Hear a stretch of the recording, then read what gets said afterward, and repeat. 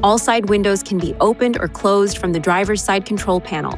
To open a window, push down on the appropriate switch. To close, pull it up. To stop the opening or closing at any point, simply let up on the switch. Each passenger side window has its own control switch, located on the door side panel.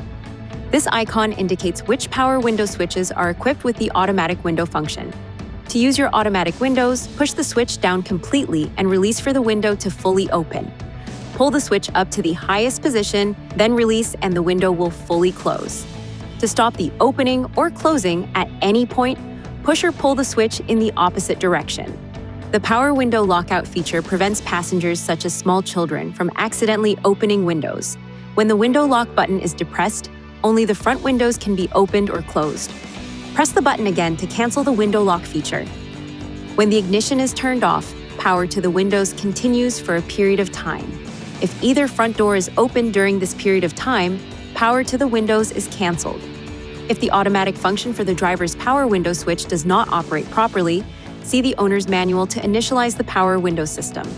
If it still doesn't operate normally, it is recommended you visit a Nissan dealer.